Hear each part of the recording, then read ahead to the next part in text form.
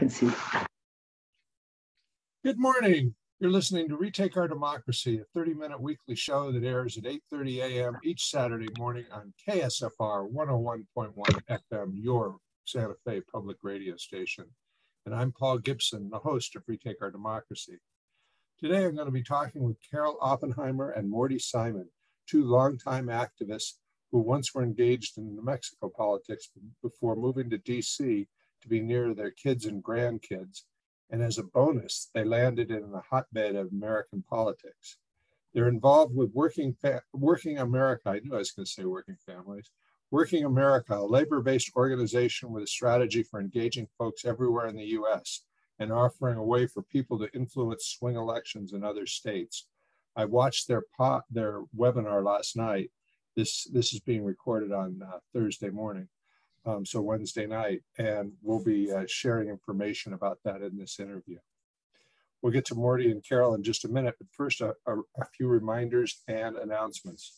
Last week, I spoke with Roxanne Barber, co-founder of Retake Our Democracy, and we spoke about a significant shift in retake strategy.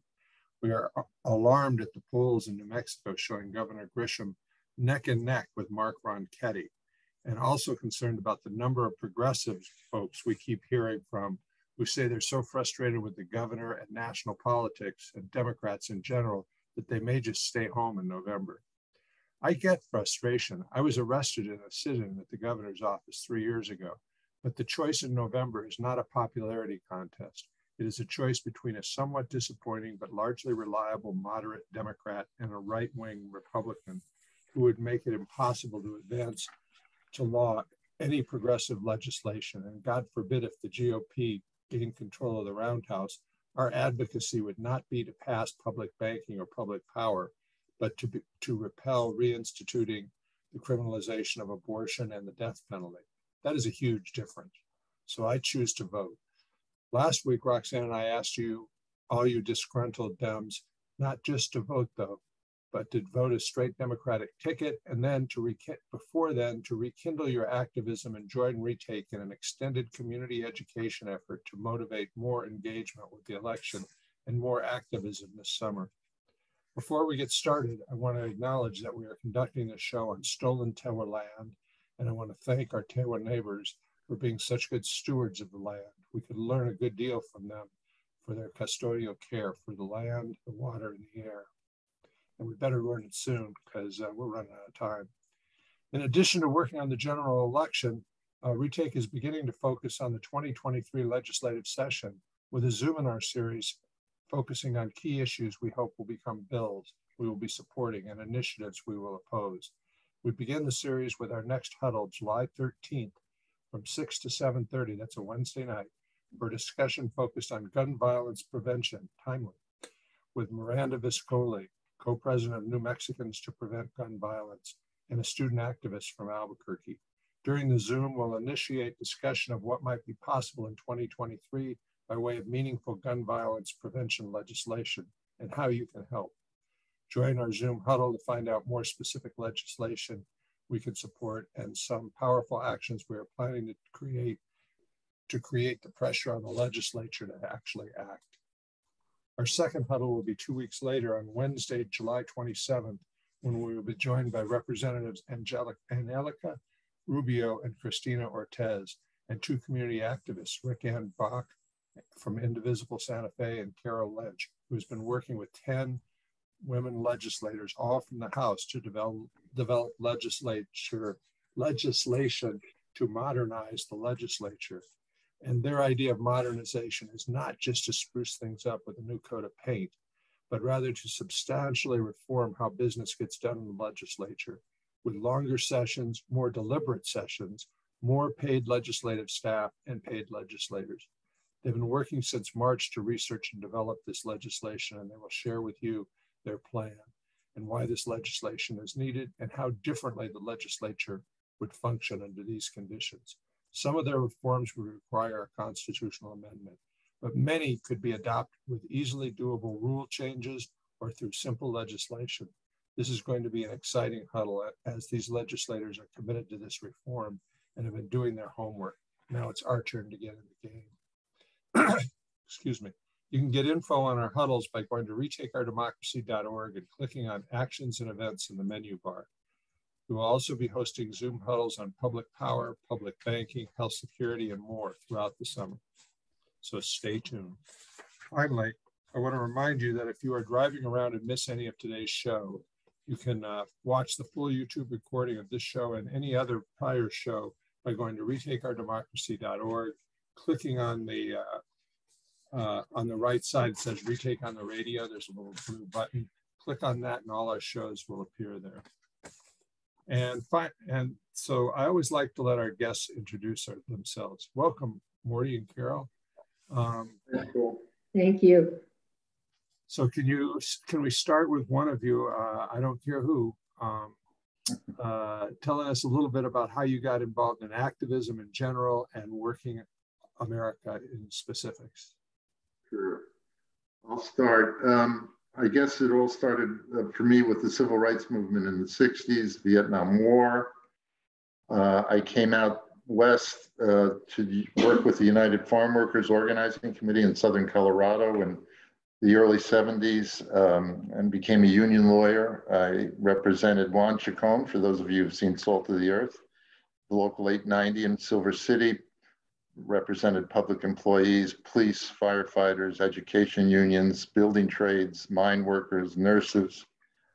But in 1998, Carol and I stopped practicing law and founded the Southwest Organizing School, which became a project of the National Labor College in Washington, D.C., where we taught here regularly several times a year. We taught how to arbitrate a case, how to negotiate a contract, workers' rights, and organizing, the intersection of workers' rights and organizing. And we started in Nevada, Colorado, Arizona, Texas, and New Mexico, and later on taught in California, New York, Chicago, Atlanta, Indianapolis, and regularly here in DC. Carol was also we were active in the Living Wage Network in Santa Fe in the 2000s, and Carol was co-chair. It gave us, we learned a lot. It gave us experience organizing and in political action.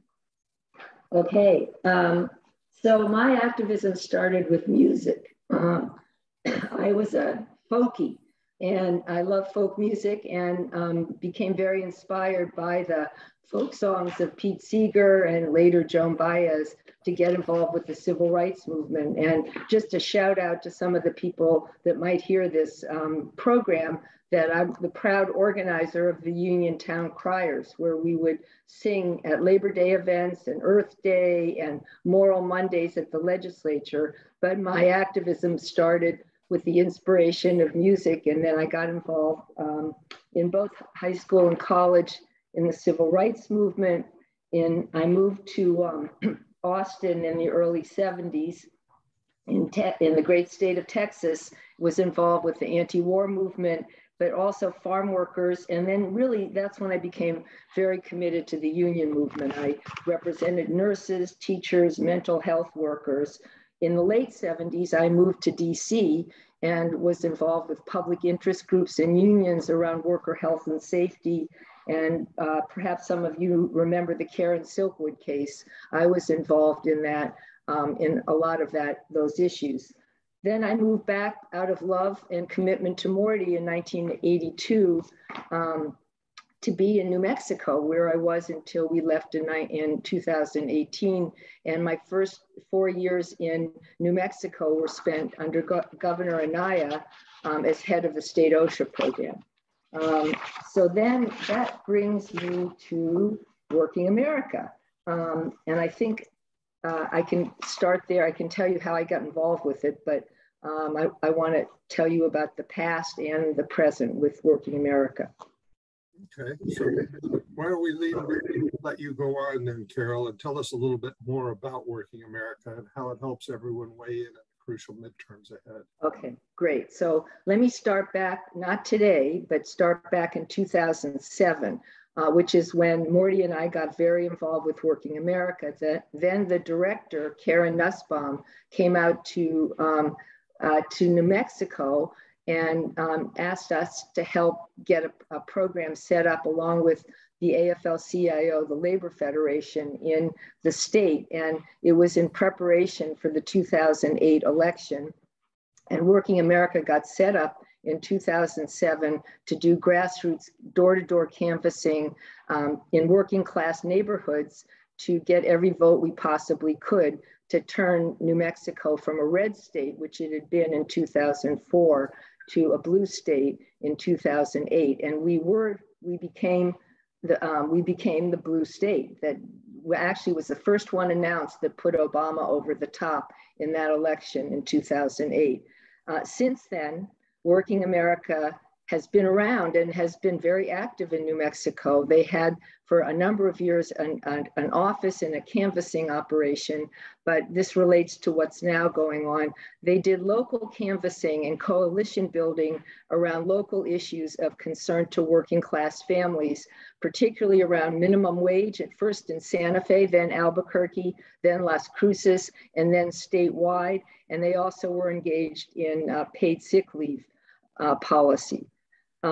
Fast forward to 2018, Karen Nuss, but we moved to DC and we saw Karen and she said, with a little twinkle in her eye, I think I have a project that you guys would be interested in helping with. And she recruited Morty and me and two other people who are based in California to be basically a core group to figure out how we could develop a vibrant and active volunteer program to support and be engaged in the work of the paid staff of Working America. And so that brings us to today. And if I could, I'm just going to briefly talk about why Working America is such an important organization and why we're more committed to it than we've ever been. And Morty's going to go into it in much more detail, but there are really 4 points that I want to make about Working America. First of all, its scale. There are 12 million members of the AFL-CIO. And for those that don't know labor talk, that's the Federation of Labor that includes building trades, it includes teachers, it includes nurses, it includes food workers, it includes hotel workers, a whole range of different type public sector workers, all different kinds of workers. So there are 12 million members of the AFL-CIO, and the Working America is the community affiliate of the AFL-CIO. It has 3.5 million members, and the goal is to get 4.5 million members in this next year or so. There are now, in addition to that, I'm proud to say, we started this volunteer program with this core group in 2018, and we now have 7,000 volunteers with Working America. Our goal is to get 10,000 members in this election, volunteers in the next cycle. And some of you also, I'm going to indulge in a personal I love Pod Save America. So during the 2020 election, Pod Save America has a little program called Vote Save America, and they were a supporter and recruiter and helped us recruit a substantial number of volunteers for our Working America program. So first of all, the big thing about Working America is that it's big. It does have scale. It has scale in terms of its members, its volunteers, in terms of its longevity. Second, we are creating a permanent infrastructure. Third, we talk about issues that affect the daily lives of working people. And four, we have a very a developing but a really important role that volunteers can play. And I'm going to now turn it over to Morty to give more detail. I think there's a question coming first. Go ahead, Paul. Sorry, you don't want to take That's away. All right. That's all right. I'm still here. Good. Morty, I think you were involved with Working America in 2020, and actually in talking to you before, it's been a lot longer than that. Was the process largely the same in the past as it will be this year? And do you have evidence of the effectiveness of the approach? Yeah, yes. It's a sort of the same process, but things change as we learn more and as we expand more. So we talk to non-college working class voters who don't listen to cable news or pay attention to politics. There are 20 million of them who vote, 20 million people who vote and don't pay any attention to politics, just in the battleground states. Our staff and our volunteers talk about issues of concern to working class people. That's where we start. We don't start with candidates. We don't start with talking about voting for the Democrats or voting at all. We talk about issues of concern to working class people. We do this by the staff doing canvassing, staff and volunteers doing phoning, staff doing texting to the 20 million people in the battleground states, and the staff doing social media, and by volunteers doing writing letters. That was the focus of the conversation last night in the webinar, the writing letters part. That was really interesting. Right, right. We'll talk a little bit more about that. I thought it was good last night also. We have offices this year in Phoenix, Atlanta, Philadelphia, Detroit, Raleigh, Durham, Greensboro, and the Twin Cities. And we are testing the responses that people have to our conversations. So we're doing what are called random control trials. We're doing hundreds of those a year to find out the effectiveness of our conversations and whether it makes any difference to the behavior of people we talk to. We poll before and after we talk to them and see what changes that makes in their attitudes. The polling is not, you see these polls where there's, hundreds of people polled on national polls, and it tells you whether they like the Democrats or the Republicans. Our polls are not hundreds, but tens of thousands of people who we poll on a regular basis to see how their attitudes change. And we're also paying attention to whether there are negative reactions, whether there's backlash to our talking about issues. Are we losing people if we talk about certain issues, or are we triggering them going in the wrong direction? So that's all part of what's, I think, unique and different about Working America. And this year, from the conversations we've already had so far this year, we're focusing on healthcare, housing, and workers' pay. If people go into the polls and they are thinking about healthcare, housing, and workers' pay, they're going to vote Democratic, even if we don't tell them to do that. That's what our testing shows. If they're going in, that's why, of course, the Republicans are always talking about immigration. They're going to talk about inflation. If we have a voter going in and thinking about that, they're going to be voting Republican. So that's why we are issue oriented, so that when people go into the polls, particularly these people who pay no attention to politics, we want them to be thinking about our issues when they cast their votes. It's interesting. We have a whole set of questions that I wrote up before we did the webinar last night. So now I have a question that arose from the webinar.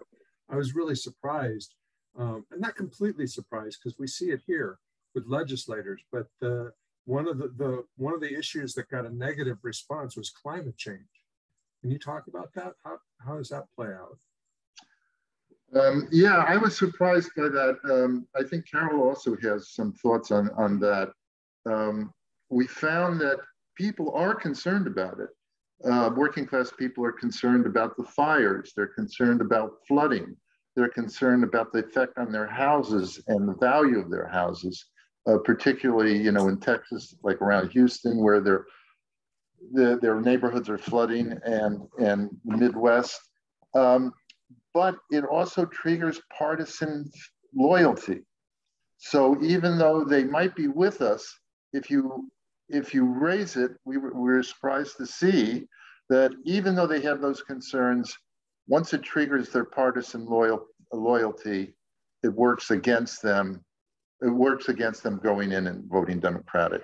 And I would say one more thing about it. Earlier in the spring, I think in March, we did do a small letter writing 20,000, I think, letters to figure out what would be the best way to talk to working class families about climate. And the results, once you know it, were obvious, but were not obvious before. I thought it would have been jobs, but in fact, it ended up being air pollution, water pollution, and housing, that people lose their homes either by flooding or fire. And basically, or just, pipes that burst or whatever goes on within a person's home. And so I thought, well, that's great. We'll just frame the new letters we send out now based on those issues rather than the ones that many of us think about as being the reason we should talk about climate. But apparently, based on what the data they just found last night, which shows how critical this testing process is, it creates a backlash that will suppress our votes and will not help us in the fall. So it's very interesting for many reasons, the finding that they presented last night. Okay, yeah, that is, and it's counterintuitive, but we encounter it all the time here. If we try and argue climate change when we're trying to do transition to renewables, legislators aren't that interested. If we talk about economics and how much money the state could make from this, then they're suddenly interested. So, Morty, I think you were involved last year or 2 years ago, and they had some canvassing going on in Arizona that I think some people from New Mexico participated in. Is that going to be part of the process again, canvassing in Arizona? I'm going to take the question. We did not do canvassing because of COVID the last couple of years in Arizona, but the good news is that we are planning to get folks to go and canvass in Arizona this coming year. And there are already a number of people, I understand, particularly from California, that want to go and canvass. And it would be great to have recruit people from New Mexico to also be part of the canvassing. Okay. So what does it have to, I mean, New Mexico, has been a safe blue state for a bit, although we lost one seat last election to Yvette Harrell. But with redistricting, we suddenly find ourselves with 3 competitive congressional districts. How do we get on Working America's radar and have a local canvassing action in New Mexico? Okay, I'm going to take that question too, and then Morty's going to follow up with some background on all of it. I want to be honest. I don't think you're going to get on the radar as a battleground state this year. This year, we have our battleground states. They're Georgia, Arizona, Michigan, North Carolina, and Pennsylvania. And I don't know if Minnesota is, but I think it's listed. That's where we have our offices. But the way that New Mexico can be involved is to help us recruit other people to be volunteers and to help in those battleground states. There's nobody that cares more about who wins in New Mexico than Morty and me. That was our home and still is in many ways for 40 years, but it will not be a battleground state. So the best way to help is to build the volunteer program. If you have family, if you have friends, college roommates, it's a wonderful way to connect with old friends, get them involved with this letter writing program, and perhaps they live in those battleground states. They can get engaged there. And we've been doing that. It's been a great way to reconnect with religious, or if you have social action groups, religious organizations, retirement communities, people that are still working, co-workers. That's the way that that Retake can play a really critical role in this election. But I don't want to be the deliverer of bad news, but it won't be a battleground state. And that's because of the data and all the research that's gone into picking the states that we think we need to get in order to win the critical races, to have some legislation and action taken and protected at the federal level. Okay, well, I can understand that. I think it's pretty impossible to see New Mexico as a state voting Republican in the presidential election. Right. But we do have 3 congressional seats that are up for grabs. We'll pass it to you in a second, Morty, but I have to also, I forgot to mention that I'm supposed to do a little promo for KSFR in the middle of the show, and we're almost out of time, but I'll do it now. I need to take a break to remind our listeners that they're listening to KSFR 101.1 FM, your Santa Fe public radio station. And in these times of misinformation, KSFR plays a critical role offering timely and fact-based news, compelling interviews, and programming on culture, arts, and music, and food, everything green and red. And so it's all New Mexico all the time, and it's your local station. So if you've got a little bit of cash, after you listen to the show, go to ksfr.org and click on the donate button and toss them 10 or 20 or 50 bucks and look at it as your ticket for admission to some really good programming. All right, we're back to Morty. Morty, you were going to amplify a little bit. I think part of what we're looking for is, why do you think it's so effective working America? I think it's effective because we're targeting 20 million voters just in the battleground states. These working class voters, they are not, 90% of them have no contact with any progressive organization. So no one else is after them. We are. We're building since 2003 when Working America started. Our membership is almost, by the end of this year, we're going to be close to 25% of those 25 million. And that carries over to the next election. So we're building an infrastructure over time. We're doing it year round. It's sustained contact over time. We're giving them information. We're giving them, like in Philadelphia, only 25% of Blacks got unemployment benefits. We started working on that and got 32,000 people added to that. That's just something we did during the year. Now we're going back to them and their networks and asking them to be involved in this election, be involved in we also have done stuff on rental assistance, choosing healthcare plans, vindicating wage theft. Oh, I hate to interrupt you, Morty, but we'll have to save the rest of this answer for our YouTube recording, because the radio show is basically over, and I just have to give you a second to tell people how they can get more information about Working America. Yes, okay. Sign up for Working America at workingamerica.org/volunteer. And if you have questions or anything, any communication you want to have with Working America, write to Katie, Katie at workingamerica.org. And we have a team staffed of 4 or 5 people who will respond to you within a day. So, okay. Well, thank you very much for that. We'll be back in just a second, but I've got to close the show. Thank you very much for listening, everybody. We'll be back next week with another program, hopefully talking about guaranteed basic income. But I have an elusive guest who keeps not being able to make it. Hopefully next week she will. But whoever we have, I'm sure it'll be a very interesting show. So we'll be back next week. Thank you very much for joining us. That's it for today. Bye-bye.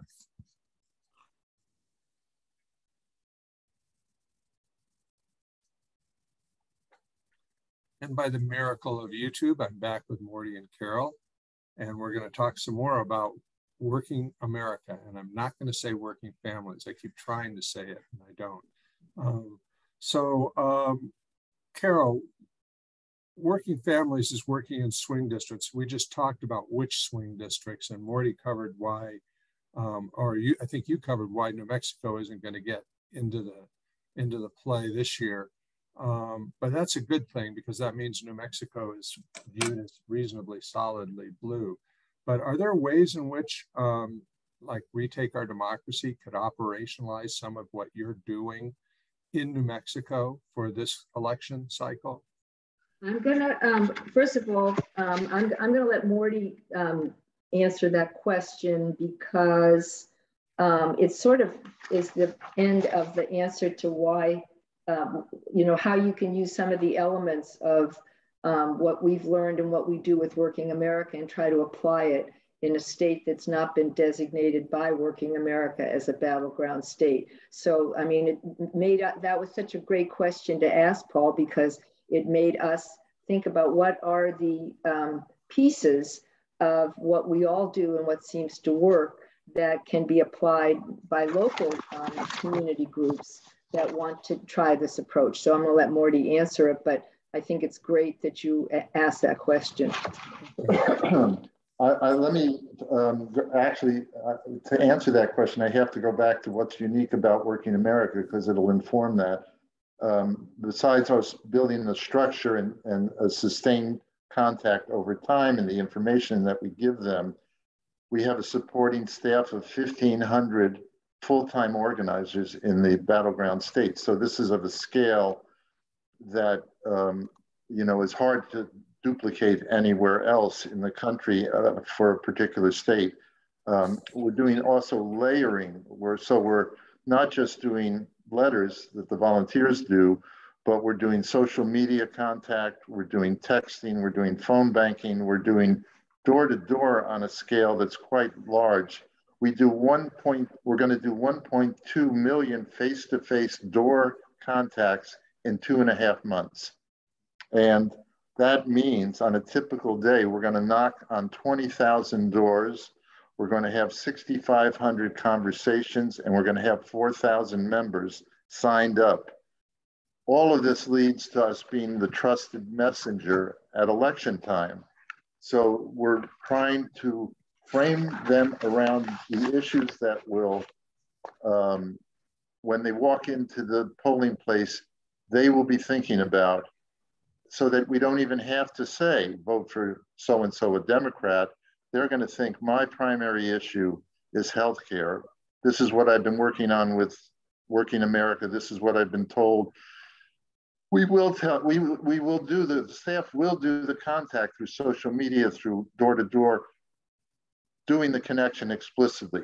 This candidate is good on this issue. Vote for this candidate.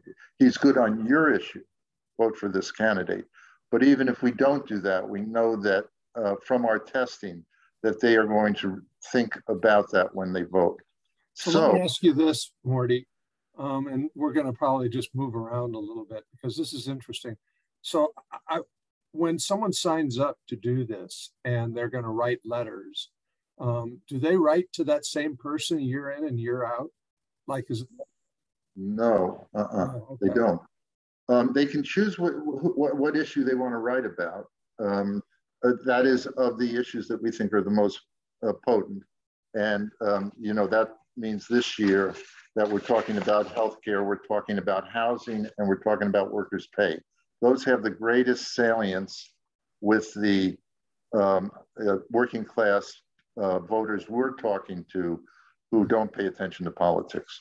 In fact, are hostile to politics. They don't want to be annoyed with all the stuff that they get at election time. They just, you know, they're totally dismiss it.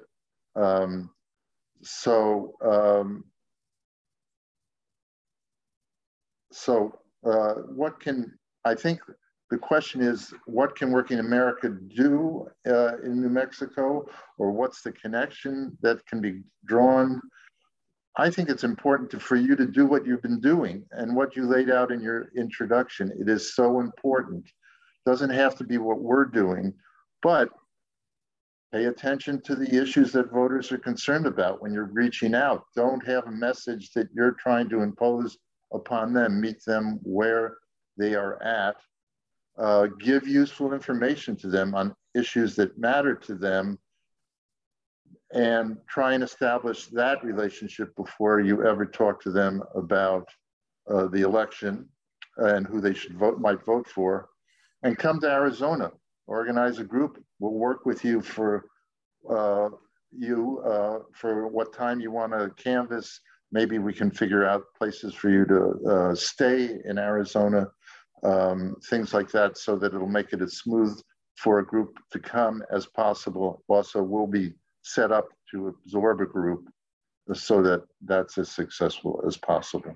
Let me just add one more thing you've already done in so many wonderful ways, Paul, which is retake by putting it on your blog, by getting people to notice. You've been doing this and helping spread the word since 2020.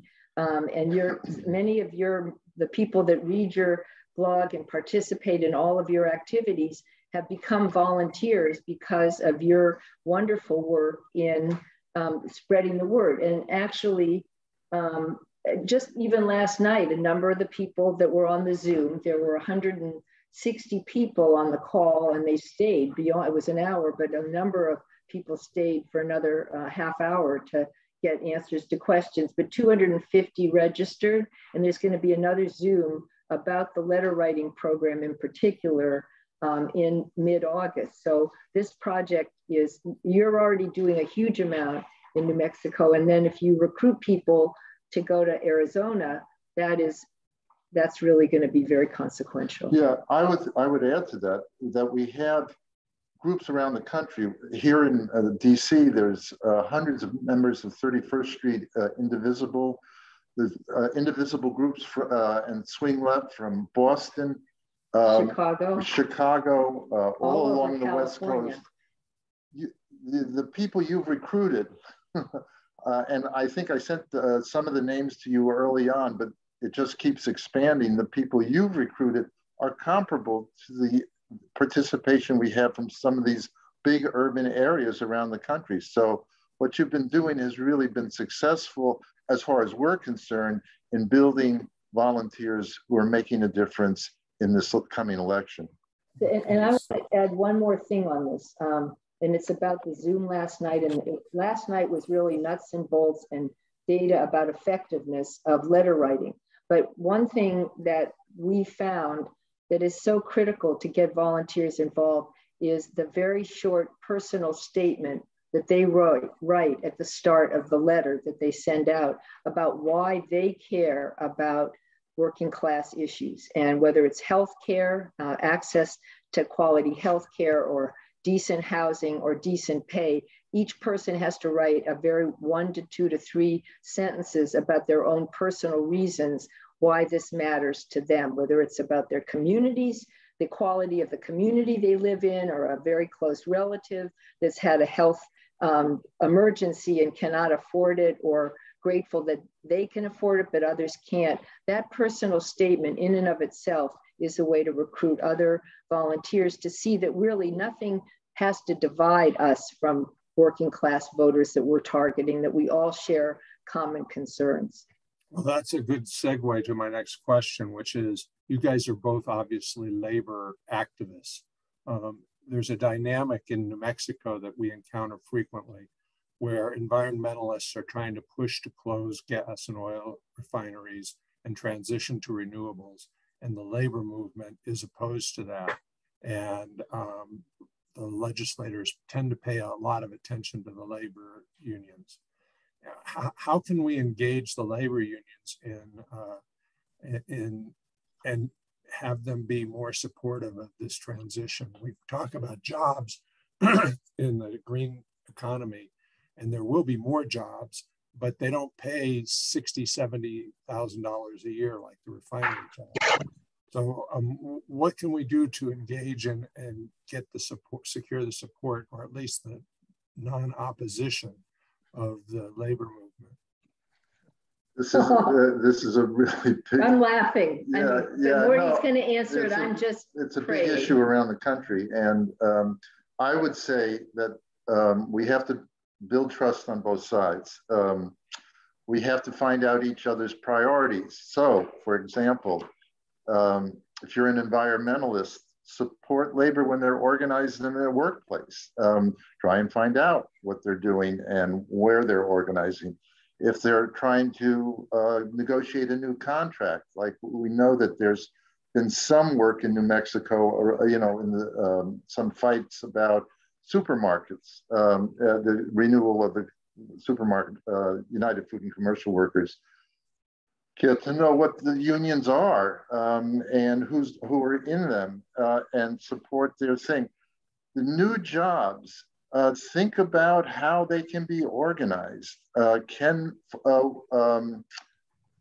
For example, can when the land office does contracts for new solar facilities or new windmills, can they add on to that a requirement that the company that wins that cannot oppose unionization?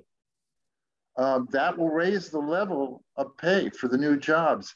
If labor sees that you have concern for their situation and real concern, and that you're involved in their day-to-day struggles, that's how trust can be built. And it happens around the country. It doesn't happen everywhere, for sure, and it's a big issue. It's not only in New Mexico, but there's been huge progress made, for example, in Boston, where the environmental groups, and in Los Angeles, where the environmental groups and the labor groups work together on developments, that the development has to be environmentally sound or we're going to oppose it. It has to open up union jobs or we're going to oppose it. So those are ways to do it.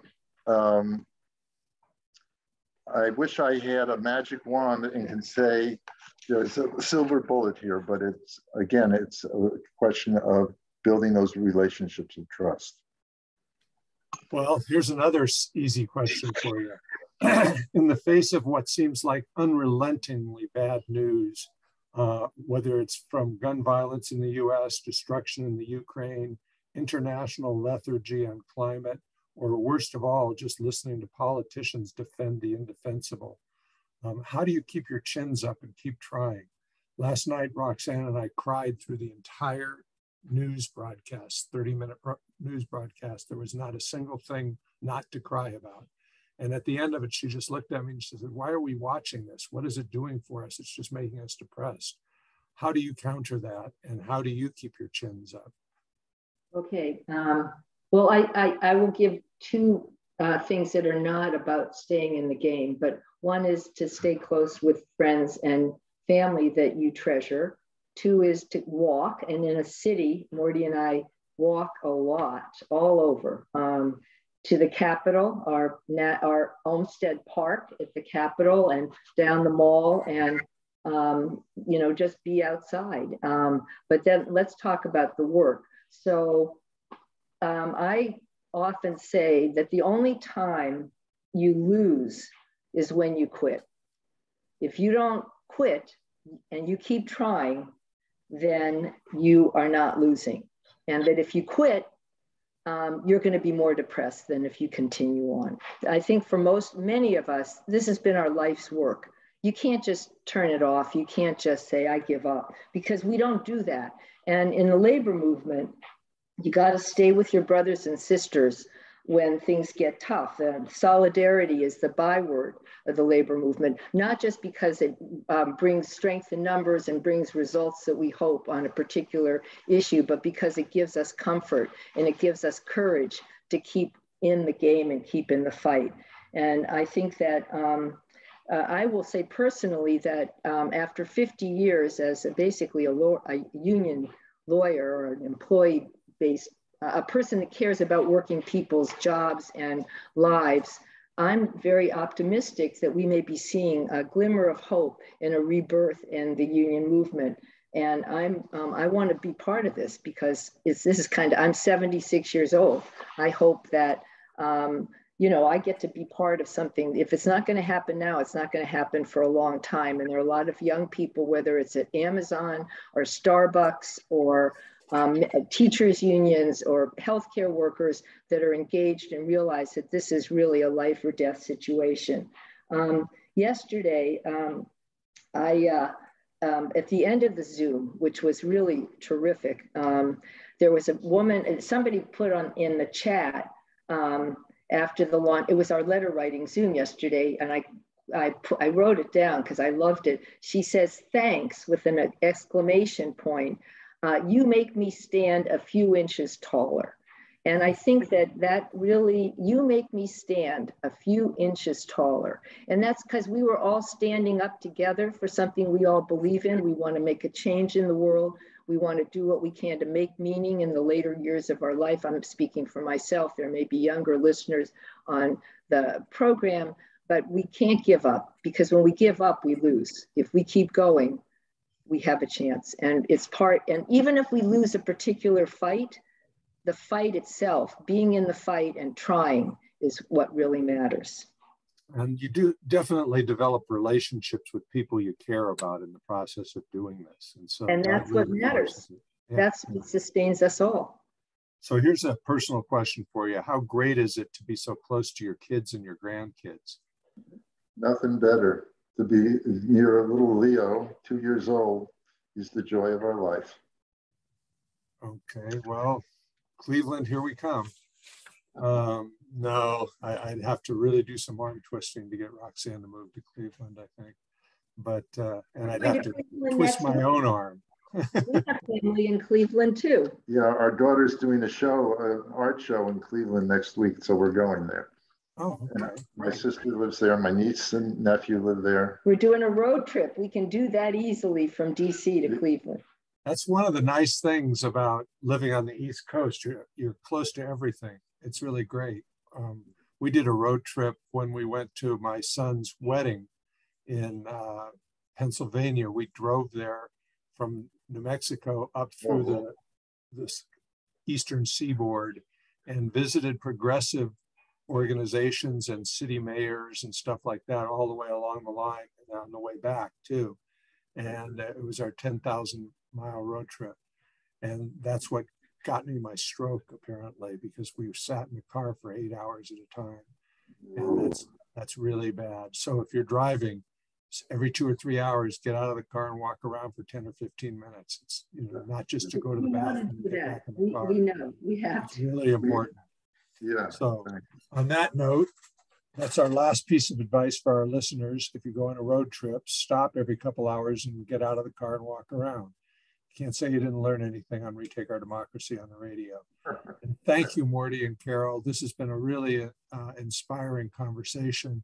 And while we won't be having Working America in New Mexico for this cycle, we're going to work real hard to make sure you never want to come here, because we're already kicking butt.